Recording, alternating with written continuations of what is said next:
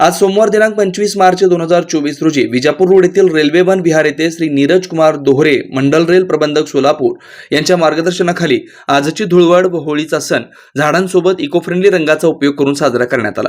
येथे लागलेल्या आगीमुळे प्रभावित जवळपास 1000 झाडांना टँकरने तसेच तेथील रहिवासी श्री मोतेकर यांच्याकडून पाणी घेऊन हे स्तुत्य कार्य रेल्वे विभागातील अधिकारी, कर्मचारी व पर्यावरण प्रेमींनी केलं। या प्रसंगी प्रत्येक झाडाला जवळपास 10 ते 15 लिटर पाणी देण्यात आलं। 5 नवीन झाडांची सुद्धा लागवड करण्यात आली। त्याचबरोबर पक्ष्यांची पाण्याची बनवण होऊ नये म्हणून तेथील झाडांवर पाण्याची सोय सुद्धा करण्यात आली। श्री शिवाजी कदम वरिष्ठ मंडल संरक्षण अधिकारी सोलापूर आणि इतर वरिष्ठांनी मार्गदर्शन करताना सांगितलं की आपण सर्वांनी वेळोवेळी या झाडांना पाणी देऊन संगोपन करावं। प्रत्येक वाढदिवसाला एकतरी झाड लावावं व वाढवावं। एक पाणी बोटल एक झाड ही संकल्पनेचा प्रखरतेने वापर करावा। श्री सुनील मोतेकर पोलीस हवालदार विजापूर नाका पोलीस स्टेशन यांच्याकडून नेहमीप्रमाणे सहकार्य लाभलं। त्यामुळे दररोज 500 लिटर पाणी उपलब्ध करून देण्यात येतं। त्याचबरोबर यांच्याकडून असामाजिक उपद्रवापासून संरक्षणासाठी ही मदत मिळत असते।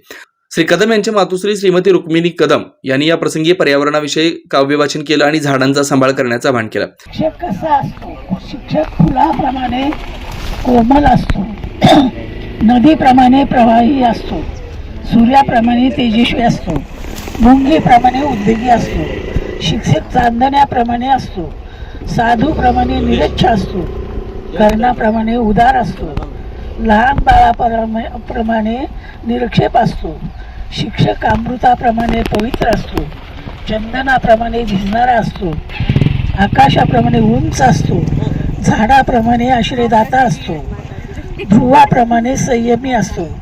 खरेच शिक्षक एक शिदुरी असते, ती सरतही नाही आणि उरतही नाही।